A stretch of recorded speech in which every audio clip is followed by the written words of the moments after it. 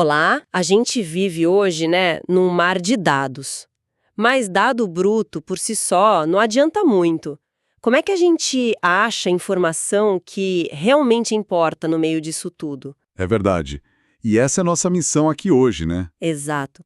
Mapear essa jornada da análise de dados, desde pegar o dado cru, organizar, até construir modelos que tentam prever alguma coisa e, claro, comunicar isso. Uhum. Vamos explorar os conceitos-chave, algumas ferramentas famosas, tipo as do R, o Tidyverse, e vamos dar uma olhada também em como plataformas mais integradas, como o Microsoft Fabric, podem facilitar esse processo todo. Bom, vamos lá então. E olha, essa jornada é fundamental. Não importa muito o objetivo final. Seja entender o que já passou, prever vendas, classificar um texto. Entendi. O segredo, para não se afogar nessa complexidade toda, é ter um fluxo de trabalho bem amarradinho, sabe? Senão a gente se perde fácil. Faz todo sentido. Então, o começo de tudo, a base, parece ser a organização, né? Aquele conceito de tidy data, do Hadley Wickham. Lembrei daquela frase adaptada de Tolstói. Dados organizados são todos iguais. Cada conjunto bagunçado é bagunçado do seu jeito. Mas, assim, por que essa organização é tão crucial? Então, a grande sacada do Tidy Data é que essa estrutura padronizada, ela meio que destrava o poder das ferramentas de análise que vem depois. É tudo baseado em 3 regrinhas simples, mas que se conectam, né? Quais são elas? Primeira, cada variável na sua coluna. Segunda, cada observação, ou seja, cada unidade que você está medindo, na sua linha. E terceira, cada valor específico na sua própria célula. Parece básico, né? Mas o efeito disso é gigante. Entendi. Não é só para ficar bonito, então. É funcionalidade pura. Nos exemplos lá, acho que eram Table 2 e Table 1, dá para ver bem a diferença. Exato. Na Table 2, a informação de casos e população está misturada em linhas diferentes para a mesma unidade, tipo país-ano. Fica complicado fazer conta. Já na Table 1, que é Tidy, cada linha é um país num ano específico e as colunas são claras: país, ano, casos, população. A análise fica muito mais direta, né? Nossa, nem se compara. E é justamente essa estrutura Tidy que faz ferramentas como as do Tidyverse em R brilharem. O pacote Tidyr, por exemplo. Ele existe basicamente para isso. Tem funções como Pivot Longer e Pivot Wider. Ah, e Pivot Wider era a antiga Spread, né? Isso, exatamente. Elas servem para transformar os dados entre esses formatos, digamos, bagunçados e o formato Tidy. A Pivot Wider pegaria aquela Table 2 e transformaria na Table 1, usando os tipos de informação para criar colunas novas. E na prática, o ganho disso deve ser um tempo enorme, imagino. Menos dor de cabeça. Sem dúvida. Investir um tempo ali na organização com o Tidyr facilita demais o uso do dplyr para manipular os dados e do ggplot2 para visualizar. Eles foram pensados para trabalhar com dados assim, certinhos. Aproveitam a estrutura vetorizada do R. Uhum. O problema é que na vida real a maioria dos dados não vem assim, né? Às vezes porque quem montou não conhecia os princípios, ou porque o formato era melhor para inserir dados, não para analisar. Certo, faz sentido. Então, dados organizados, check. O próximo passo seria moldar eles para o que a gente quer responder, né? A transformação. O tal do data wrangling. Isso mesmo. É a hora de filtrar o que interessa, criar variáveis novas a partir das que já existem, ou calcular uns resumos. E aí o pacote dplyr, também do Tidyverse, é o cara para isso no R. Ele tem um conjunto de verbos, que são funções que fazem as tarefas mais comuns de manipulação. E quais seriam os principais verbos assim? Olha, geralmente se destacam 5.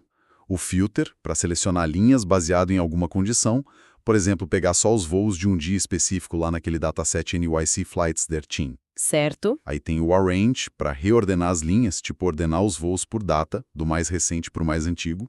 O select, para escolher ou tirar colunas pelo nome. Ah, útil para limpar a tabela. Muito útil. O mutate, para criar colunas novas, por exemplo, calcular a velocidade do voo dividindo a distância pelo tempo no ar. Legal. E por último, o summarize, para agregar os dados, calcular estatísticas resumo, tipo a média de atraso de todos os voos. E dá para combinar essas funções? Tipo, fazer várias coisas de uma vez? Sim. E a combinação com o Group By é onde a mágica acontece. O Group By permite que você aplique essas operações dentro de grupos específicos. Por exemplo, calcular a média de atraso, summarize, para cada data diferente, Group By, Year, Month, Day. Ah, entendi. A sintaxe é bem direta e funciona bem, mesmo com muitos dados. E essas transformações todas, elas preparam o campo para a modelagem, ajudando a gente a focar no que realmente importa ali nos dados. Perfeito. Com os dados limpinhos, organizados e transformados, aí sim a gente pode partir para encontrar padrões, que é a modelagem, né? Qual que é o objetivo central dessa etapa? O objetivo principal da modelagem é conseguir um resumo mais simples dos dados. A ideia é dividir a informação em duas partes. O padrão, que é aquela estrutura ou tendência que a gente quer entender, e os resíduos, que é basicamente tudo aquilo que o padrão que a gente achou não consegue explicar, o que sobra. Entendi. Então, o modelo tem essas duas partes, uma família de modelos que define a forma geral do padrão, sei lá, uma linha reta y igual a x plus b, e o modelo ajustado, que é a linha específica daquela família que chega mais perto dos nossos dados, tipo y igual a 3x mais 7. Exatamente. E aqui é sempre bom lembrar daquela frase famosa do George Box. Todos os modelos estão errados, mas alguns são úteis. A gente não está buscando a verdade absoluta, sabe? É uma aproximação útil que ajuda a entender ou prever alguma coisa. É uma boa perspectiva. Naquele exemplo do C1, que tem uma relação linear clara entre x e y, ferramentas como a função LM no R para modelos lineares acham a linha que minimiza a distância total entre os pontos e a linha, né? Geralmente medindo pelo erro quadrático médio. Isso. E analisar os resíduos, que é a diferença entre o valor real e o que o modelo previu, é super importante. Se os resíduos parecem aleatórios, sem um padrão claro, ótimo. Sugere que o modelo pegou bem a estrutura principal. Agora, se tem algum padrão nos resíduos, aí é sinal de que o modelo pode estar incompleto ou talvez não seja o mais adequado. E como que a gente acha o melhor modelo dentro da família escolhida? Existe um método para isso, além de tentativa e erro? Bom, tentativa e erro puro não é eficiente, né? Existem buscas mais sistemáticas, como o Grid Search, que testa várias combinações de parâmetros. Para modelos mais complexos, a gente usa a otimização numérica. Tem a função Optim no R para isso. Mas para modelos lineares, como o LM, a matemática já dá uma solução direta, o que é ótimo. Legal. E depois que a gente tem o modelo ajustado, como entender o que ele aprendeu? Visualização de novo? Com certeza. Visualização é chave. O pacote Modular, em R, ajuda bastante nisso. Tem a função DataGrid, que cria uma grade regular de valores dos seus preditores, e a Add Predictions, que calcula as previsões do seu modelo para essa grade. Ah, e aí você plota essas previsões em cima dos dados originais, né? Para ver o padrão que o modelo capturou. Exato. Fica fácil ver a curva ou a linha que o modelo achou. E para ver o que o modelo não pegou, a gente olha os resíduos. Certo. Com a função Add Residuals, do Modular, a gente adiciona essa coluna de resíduos aos dados. E aí plotar os resíduos contra os preditores é uma ferramenta de diagnóstico muito poderosa. Como você disse, a gente quer ver algo aleatório ali. Qualquer padrão é um alerta vermelho, né? Exatamente. É um jeito ótimo de checar se o modelo está fazendo sentido. E para definir esses modelos no R, tem aquela anotação de fórmula, né? Tipo YX. Como funciona isso? Ah, sim. Anotação Wilkinson-Rogers.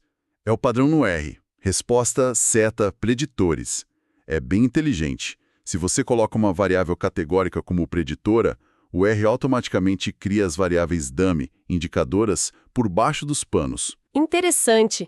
E os operadores como plus e vírgula na fórmula? O plus indica efeitos aditivos, tipo YX, X1 plus X2. O modelo vai estimar um efeito para X1 e um para X2. Já o AND, como em Y, X1, X2, é mais completo. Ele inclui os efeitos principais de X1 e X2 e também a interação entre eles. Entendi. E dá para fazer transformações direto na fórmula? Tipo logaritmo, raiz quadrada? Dá sim. Você pode escrever algo como log de y, x sqrt de x. Pode usar funções como poly para ajustar polinômios ou splines.ns para curvas mais flexíveis, os splines. Só tem um detalhe importante. Qual? Se a sua transformação usa operadores que a fórmula já entende de outro jeito, como plus ou por, você precisa proteger ela com INP. Por exemplo, para um termo quadrático seria yx plus INP x ao quadrado.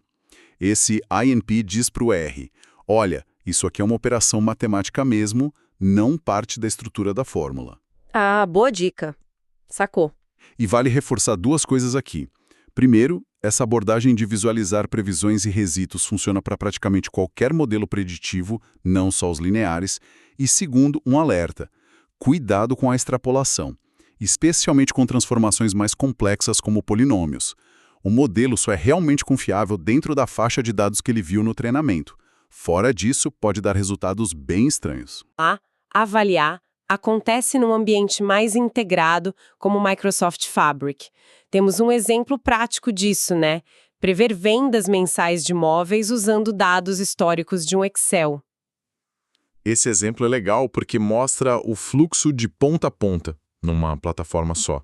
Exatamente. O começo lá no Fabric seria carregar esse arquivo Excel para dentro de um Lakehouse, que, explicando rapidinho, é um tipo de repositório de dados que mistura a flexibilidade de um data lake com a estrutura e gerenciamento de um data warehouse. Certo. Centraliza os dados. E a preparação? Como fica? Então, usando os notebooks dentro do Fabric, que rodam Python com bibliotecas tipo Pandas, a gente faria a análise exploratória e o pré-processamento. Filtraria só a categoria Furniture, tiraria colunas que não interessam, agruparia as vendas por data e reamostraria para frequência mensal, tipo calcular a média de vendas por mês com resample ms.min. Visualizar a série temporal resultante é super importante nessa hora. E o material até sugere decompor a série usando a biblioteca Stats Models do Python para ver separado a tendência, a sazonalidade e os resíduos. Isso ajuda a entender a estrutura antes de escolher o modelo. Entendi. Ajuda a diagnosticar a série. E para modelar essa série de vendas, qual modelo foi usado? O exemplo usou o Sarimax. É um modelo ARIMA sazonal. Ele é bem adequado para dados que têm esses padrões que se repetem em intervalos fixos, como vendas mensais que sobem em certas épocas do ano. Ele tem parâmetros para a parte não sazonal, PDQ, e para a parte sazonal, PDQQS, onde S é a frequência, tipo 12 para dados mensais. Ajustar esses parâmetros todos pode ser meio chato. Sim, a famosa sintonia de hiperparâmetros. O Fabry ajuda nisso de alguma forma? Ajuda. E aqui entra uma coisa bem legal que o Fabry oferece, a integração com o MLflow para rastrear os experimentos. Conforme você testa diferentes combinações dos parâmetros do Sarimax, buscando o melhor modelo avaliado por uma métrica, como o AIC, por exemplo, Certo. o MLflow dentro do Fabric pode registrar automaticamente quais parâmetros você usou, qual foi o resultado da métrica. No exemplo, usaram o MAP, o erro percentual absoluto médio, que deu uns 16,6%, ou seja, o modelo errava em média 16,6% para cima ou para baixo, e pode até salvar o modelo treinado.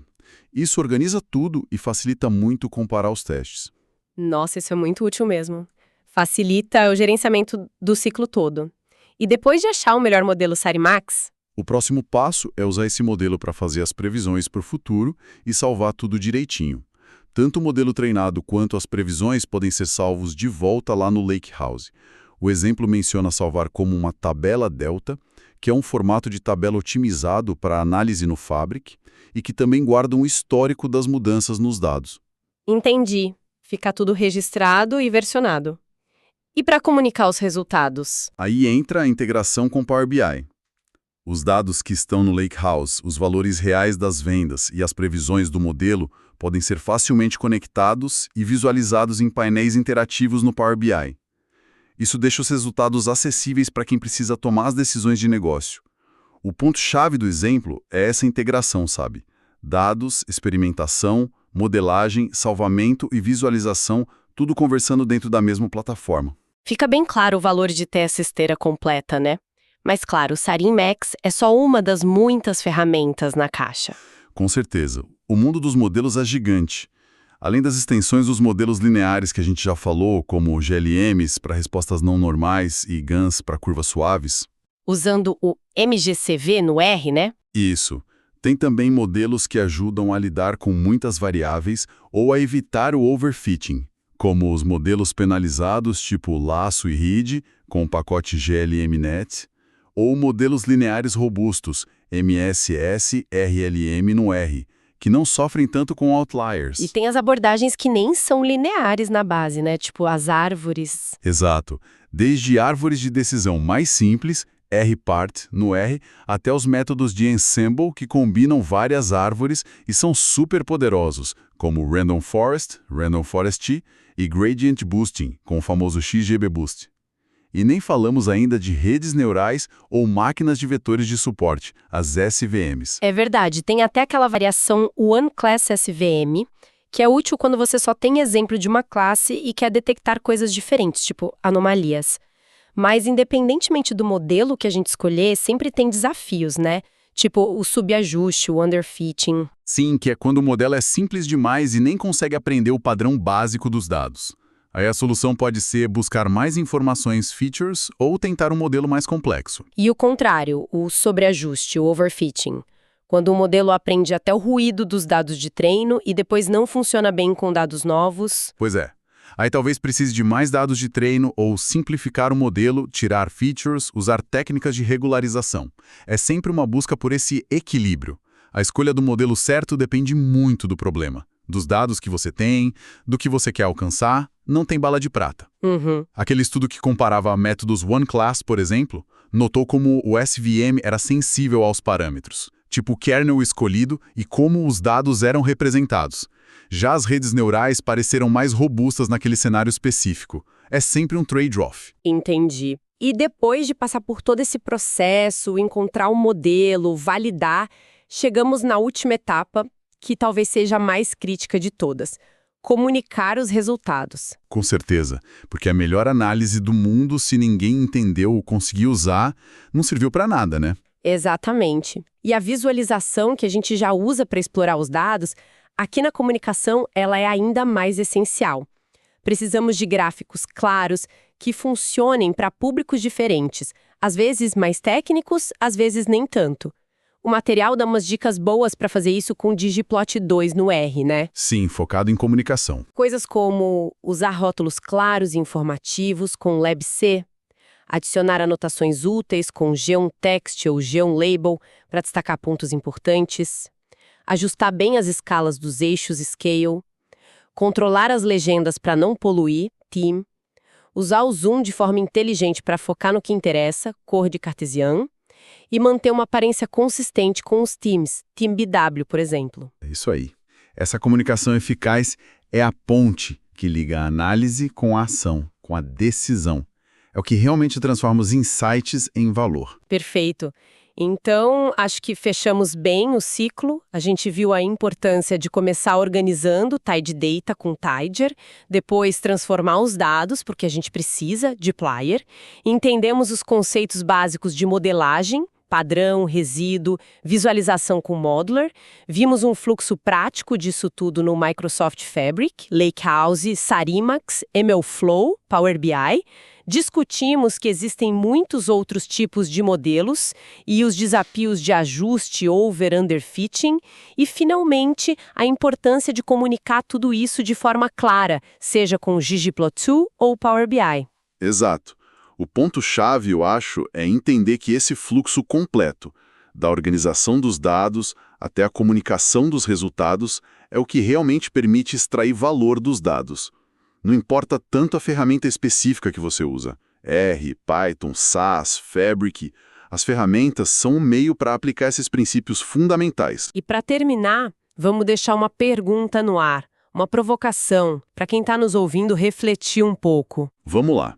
Pensando nesses modelos que estão ficando cada vez mais complexos, tipo redes neurais com milhões de parâmetros, ou aqueles grandes ensembles, e, ao mesmo tempo, a pressão por explicabilidade pelo Explainable AI, o XAI. Surge uma tensão interessante, né? Sim. Como que a gente equilibra o poder de previsão de um modelo desses com a nossa capacidade de entender por que ele toma certas decisões? Até que ponto um modelo caixa preta, mesmo que seja super preciso nas métricas, é realmente útil em áreas críticas como saúde ou finanças, se a gente não consegue confiar nele ou explicar o que ele está fazendo? Onde que está, na prática da ciência de dados hoje, o ponto ideal entre performance e interpretabilidade?